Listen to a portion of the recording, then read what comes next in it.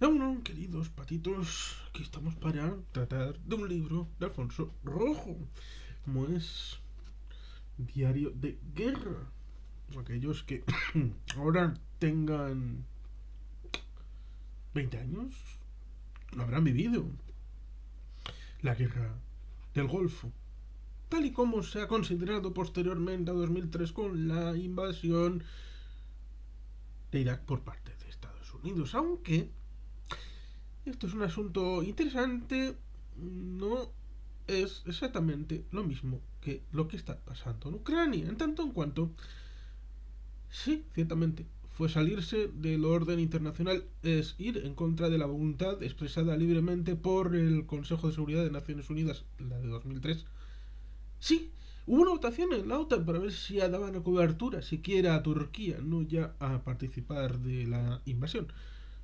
Se votó y fue que no, incluso con el voto en contra de la propia Turquía, con lo cual hubo una negativa tanto de Alemania, Francia, Bélgica, países europeos, para negar cobertura internacional a la OTAN y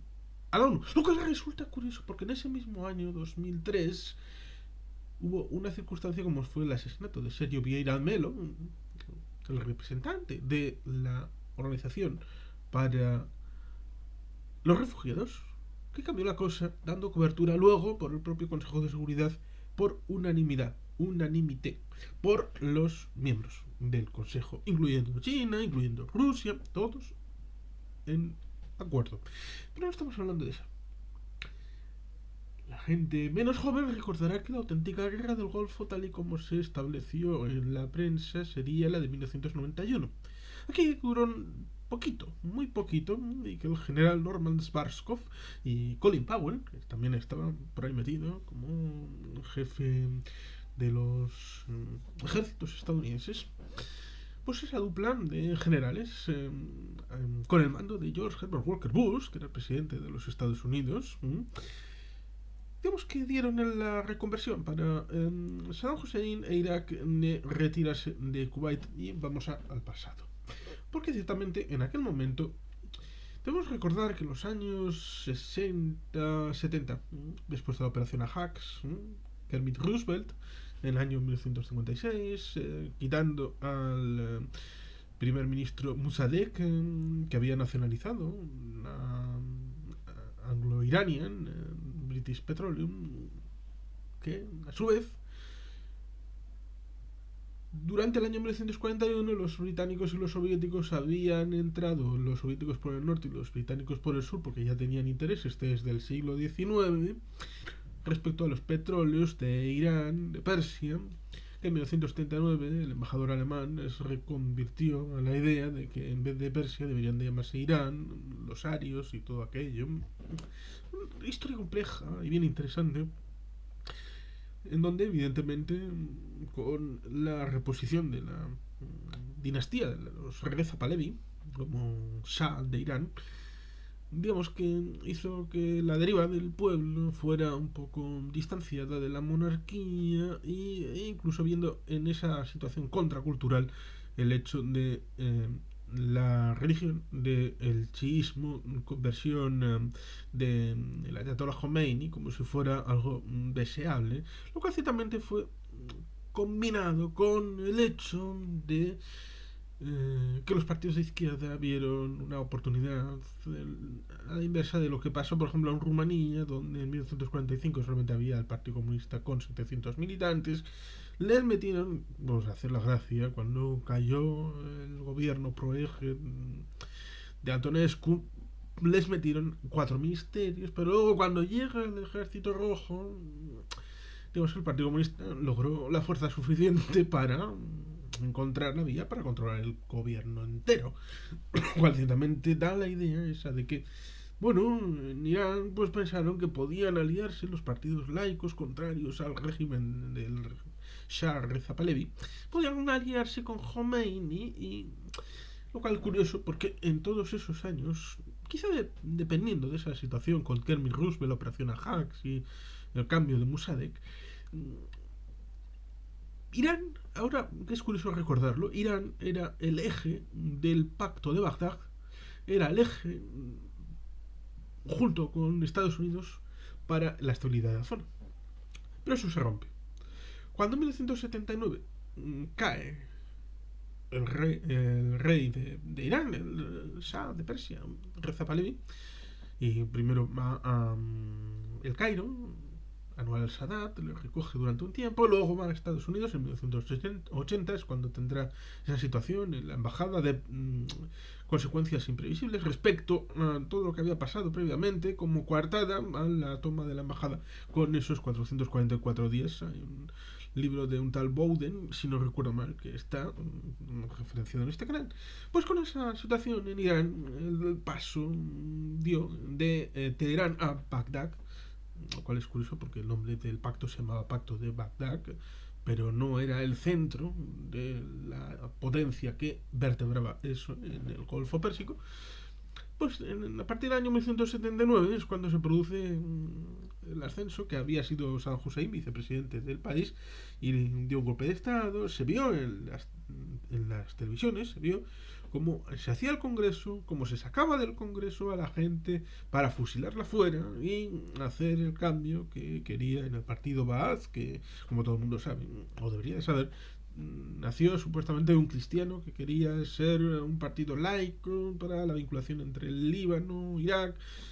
estas cosas que a veces tienen un inicio, pero luego, cuando piensas como por aquí, va por allí. Con lo cual, ciertamente, las cosas son como la historia quiere. Y por tanto, ciertamente tenemos una oportunidad que el Irak de Saddam Hussein quiso tomar y aprovechar, que es ser el contrafuerte, el dique de contención a la revolución iraní, que un poco a semejanza de la soviética quería expandir la semilla de la revolución, incluso aunque uno fuera sunita, lo cual ciertamente le ha llevado a alianzas que a priori pues, uno podría pensar que son contra natura, pero la política, amigo, un poco como el hecho de bueno, el tren sellado, Lenin, el Kaiser, cosas que pasan, ¿verdad?, en la historia de la humanidad. Y por lo tanto, ciertamente ahí tenemos una realidad, que es el hecho de que entre el año 1980 y 1988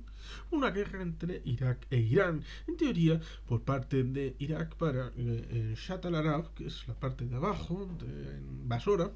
tener un mayor cauce, sobre todo teniendo en cuenta que un poco como lo que sucede en el río que desemboca entre Costa Rica y Nicaragua. Una interpretación dice que la línea fronteriza es en medio del río, que es la de Costa Rica, y la de Nicaragua dice que la línea fronteriza es justamente en el borde de la playa, o en el borde costero, o en el borde fluvial de la línea de costa del río, del lado de Costa Rica, con lo cual técnicamente todo el ancho del río es propiamente soberanía de Nicaragua. Por tanto, ciertamente tenemos una situación que parece similar para el caso de Irak, que lo que quería era una salida al Golfo Pérsico para poder luego salir al Océano Índico en unas condiciones razonables de comerciabilidad de su propio oro negro, de su propio petróleo. ¿Qué pasó? Pues que evidentemente fueron a la guerra en parte con las minorías étnicas que están dentro de Irán, como juego de intento de articular una alternativa en donde jugar la carta política. Jugar la carta política de decirles: vosotros estáis mal dentro del régimen iraní, tenéis que veniros de alguna manera con nosotros para tener una mayor libertad, porque ellos son una dictadura, nosotros somos una democracia. Aquí hay votos, aquí hay libertad, aquí hay gente, mujeres escuchando música, llevando la ropa occidental. Todo esto está bien. Pero, claro, durante 8 años, una guerra estancada, que el Yago Rodríguez de Cosas Militares lo explica bastante bien habitualmente, pues evidentemente después de ese esfuerzo enorme, evidentemente Irak tuvo unas consecuencias para su economía brutales, hasta el punto que, bueno, pues tenían una necesidad de dinero, que en teoría los países del Golfo le habían pedido a Irak ser ese pararrayos para no verse ellos, que muchos tienen una minoría importante de chiíes, no verse arrastrados por la revolución, iba a decir bolivariana, pero si al fin y al cabo bolivariana, bolchevique o iraní, de los chiíes del Ayatollah Khomeini y ahora Ali Khamenei, pues el mismo esquema es el que aplican al establecimiento de la forma de internacionalismo revolucionario. Con lo cual, ciertamente, la plantilla rojo comunista pues puede aplicarse a lo verde islámico. Es interesante tenerlo en mente. Y por lo tanto, ciertamente, esa deuda contraída, no pagada, llevó a decir por parte de Irak, igual vamos a por las riquezas directamente nosotros. Igual vamos a Arabia Saudí a tomar las riquezas directamente. Igual vamos directamente a cogerlas del banco más próximo de Kuwait City. Y aparte, había habido una circunstancia que a finales del siglo XIX había un triángulo, bueno, más bien un diamante, una zona de diamante entre Arabia Saudí e Irak, que curiosamente había descubierto petróleo y no se sabía de quién era, y por lo tanto había también una reclamación que fue importante en el momento, a pesar de que la posteridad lo ha olvidado. Con lo cual, ciertamente había muchos elementos por ahí, por ejemplo, el hecho de que Kuwait, como Estado, surge a resultas de la presencia el Imperio Británico en la zona, lo mismo que impregna hoy Emiratos Árabes en proyecciones tan pintorescas como, por ejemplo, la COP28 y su estrategia de comunicación y de presión como lobby en el ámbito energético, medioambiental y la diversificación de los recursos y todo esto. Pero ciertamente, ahí tenemos una circunstancia que en el año 1989 fue resultas de elementos diplomáticos, y en 1990 es cuando el 1 de agosto se da esa supuesta famosa conversación en la que se le pregunta a la embajadora de Estados Unidos en Bagdad, bueno, qué van a hacer el fin de semana, el verano, en agosto y todo esto. Y bueno, que ella se va de vacaciones y hagan lo que ustedes quieran. Que en teoría se interpretó como una invitación a, bueno, barra libre, vosotros podéis hacer lo que queréis. Bueno, lo que pasó fue que los países del Golfo vieron en eso una amenaza, no quisieron pagar aquellos, y se dio esa dualidad bien interesante, porque el libro este desde 1991 y todavía no hemos llegado, creo, al inicio del libro, porque he tratado de hacer unos prolegómenos bien interesantes respecto a cuál fue el origen de esta guerra a nivel territorial y por qué las causas de fondo significan que, a pesar de que no hubiera habido una invasión el 1-2 de agosto de 1990, seguramente algo se hubiera producido, habría hecho rodar las ruedas de la historia a nivel de una realidad de un país que se había empobrecido, sirviendo de pararrayos para otros que no querían pagar, y que evidentemente ese choque de intereses se iba a llevar en algún momento a algún terreno donde se dirimiera el campo del honor, y por lo tanto la batalla estaba servida. Decían que Irak era el tercer ejército del mundo, por tanques, por sistemas antiaéreos, por personal militar, lo cual ciertamente es terrible por el escaso tiempo que llevó la derrota de este país. ¿Qué pasó? Las negociaciones diplomáticas. Javier Pérez de Cuéllar, que era el secretario general de Naciones Unidas, si no recuerdo mal, porque el anterior, que había sido Kurt Waldheim, había luego adquirido el rango de presidente de Austria, el jefe de Estado, en donde se descubrió ciertas cosas respecto a su pasado como teniente coronel de las SS, y murió sin poder pisar suelo extranjero. Lo cual es curioso, es parte de la historia, ¿verdad? Y por tanto, ciertamente hubo negociaciones diplomáticas, elementos entre la Unión Soviética, que había armado a Irak, elementos de Estados Unidos respecto a, por ejemplo, en 1990 hubo la operación para sacar a Noriega de Panamá. A finales, creo que fue a finales de ese año, en paralelo, mientras se estaban produciendo las negociaciones diplomáticas con Saddam Hussein. Ahí tenemos una circunstancia como es el hecho del secuestro de extranjeros, ponerles como escudos humanos, lo cual llevó a que algunos se cabrearan aún más, otros que intentaran la negociación directa. Tenemos la presencia de Telecinco con una entrevista ahí en Bagdad con Saddam Hussein, un hito para el periodismo español. Bueno, hay un montón de cosas. Y cuando llega la guerra, pues evidentemente es necesario la presencia de periodistas allí. Siempre ha habido modelos distintos de pertenencia de los periodistas a los marcos de guerra. Por ejemplo, en Vietnam se dice que una de las causas de la derrota mediática, de la derrota en el campo patrio, en Estados Unidos, es la libertad completa de los informadores a la hora de contar lo que están viendo. Luego eso ya cambió completamente y se estableció la idea de que los periodistas no podían ir por libre y debían de estar empotrados, y eso es, por ejemplo, lo que Mercedes Gallego, el grupo Correo, tuvo que hacer en la guerra de 2003.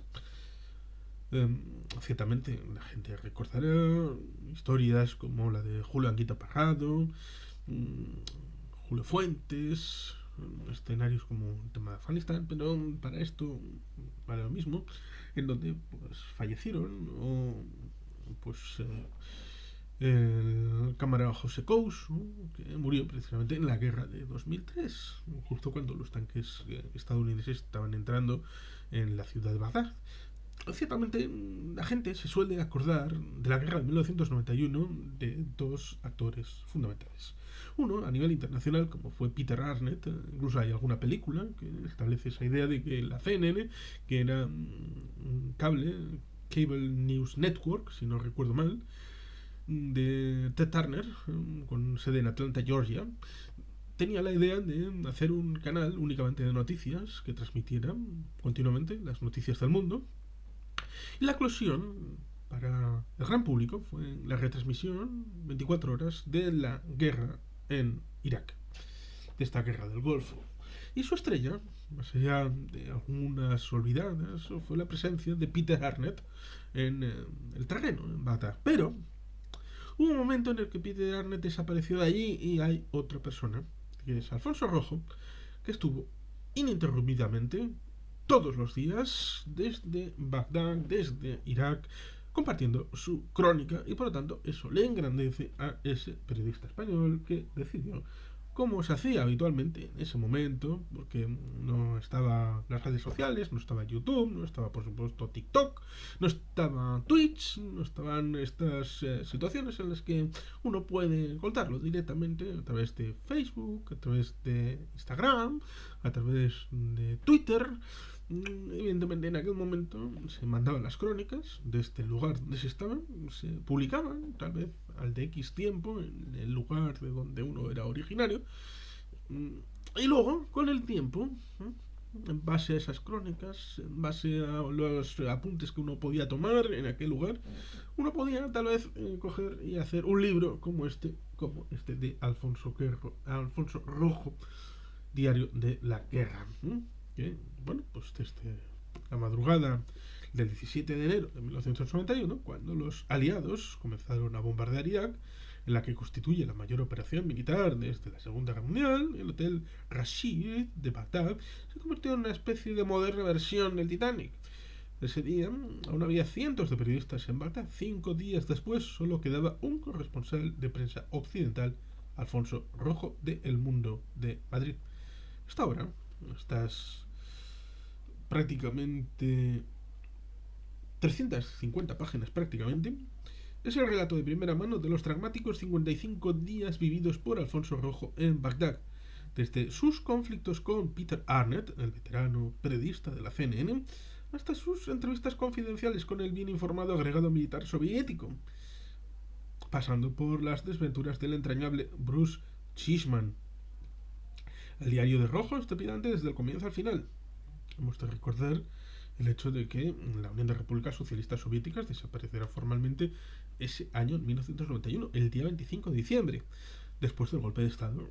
que sucederá en agosto de ese año 1991. Pero en ese momento estaba tan débil y tan descompuesta que no ofreció ningún tipo de resistencia, como por ejemplo en la guerra de Corea, cuando Corea del Norte invade a Corea del Sur en 1950. Digamos que la Unión de Repúblicas Socialistas Soviéticas está cabreada con el Consejo de Seguridad porque piensa que China debe de ser la nueva China, la de Mao Zedong, pero la que está representada es la de Chiang Kai-shek, la del Kuomintang, que ha sido refugiado en la isla de Formosa, en la isla de Taiwán. Con lo cual, ciertamente, ahí tenemos un enfrentamiento que hizo que se retirara alguien que tiene derecho a veto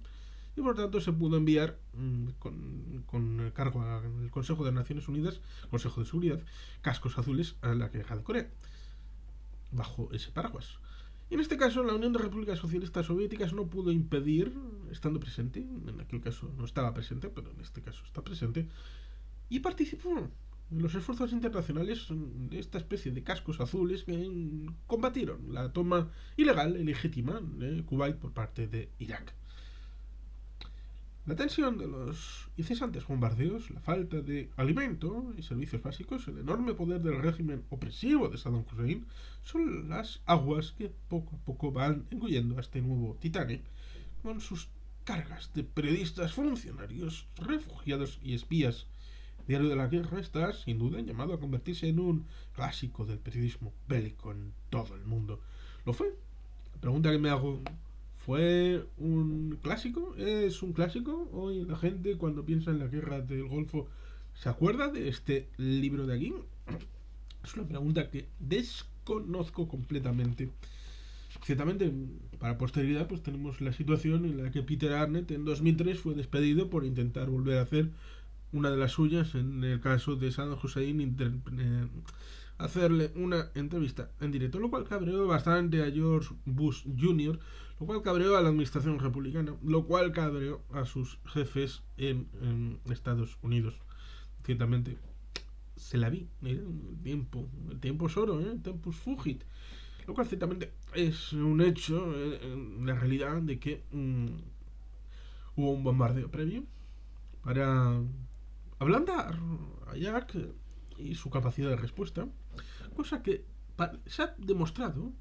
que solo Estados Unidos es capaz de hacer. Ahora que se habla de multipolarismo, de una presencia cada vez mayor de potencias de tamaño medio o tamaño grande que contesten a la hegemónica Estados Unidos, hay cosas que solamente Estados Unidos puede hacer, como es hacer una campaña de semanas, de incluso un mes, incluso dos, de lanzar a través del aire y de la flota cerca, haciendo cobertura, de suficiente material para ablandar las defensas y luego poder entrar como cuchillo en mantequilla, cuchillo templado por el fuego. Lo cual ciertamente hizo que en poco tiempo cayera Bagdad. No, Bagdad cayó poco tiempo, en 2003, en el caso de la guerra del Golfo de 1991. Lo que se hizo fue la liberación de Kuwait, dejar que los iraquíes salieran en dirección a Bagdad. Ahí está la carretera de la muerte, para demostrar que se hizo un trabajo especialmente minucioso. Y por tanto, ciertamente lo que se hizo fue la liberación y la idea aquella de que podían haber liberado Kuwait y además cambiado el régimen de Irak. No. El mandato de Naciones Unidas era claro, el mandato del Consejo de Seguridad era claro, George Herbert Walker Bush lo tenía bien claro y la situación ameritaba dejar el punto ahí. Se llegó a unas negociaciones, luego se hizo el levantamiento de los kurdos y de los chiíes en la zona basora, que ameritó luego una ampliación con el tema de las zonas de exclusión aérea en el norte y el sur. Luego, evidentemente, la cosa evolucionó, hubo varios elementos de conflicto. El último fue en 1998, antes de la situación bélica de 2003, cuando Bill Clinton y el señor Tony Blair hicieron una misión conjunta en diciembre del año 1998, lo cual ciertamente la situación era inestable, con embargos, con bloqueos, tecnología de doble uso, una situación en la que esas situaciones de penurias económicas no afectaban al núcleo del régimen, sino era desviado al pueblo. Había que el acuerdo aquel de petróleo por alimentos de Naciones Unidas, que derivó en una situación de cierta corrupción de sus integrantes. lo cual en parte derivó la situación de autonomía semioficial del Kurdistán iraquí, en donde ellos mismos tenían sus acuerdos para sacar el petróleo por el norte, lo cual ciertamente es interesante por el antes, el durante y el después. El después creo que más o menos lo conocemos porque hemos vivido sus consecuencias. El antes he tratado de describirlo en el inicio del vídeo, y el durante de la guerra de Irak de ese año 1991, de comienzos. Por eso está este libro, que yo lo recomiendo vivamente. El camarada Alfonso Rojo hace una buena descripción de lo que fueron aquellos días. Y por tanto, ciertamente aquellos que tengan interés en la zona y en ver puntos de cambio, como por ejemplo fue ese momento de la invasión de Kuwait y luego la retirada por invitación de los aliados occidentales a través del Consejo de Seguridad de Naciones Unidas, pues ahí tenemos una realidad bien interesante como es este libro. Con un país, Irak, que ahora acaba de cumplir en sus fronteras actuales unos 100 años, más o menos. Por lo tanto, ciertamente cuando alguno habla luego de no, las fronteras de aquellos países, alguien las quiere modificar, como si fueran hechas en tiempos del Imperio Romano. No. Por tanto, hay cosas que son discutibles, debatibles, y la historia merece un punto de vista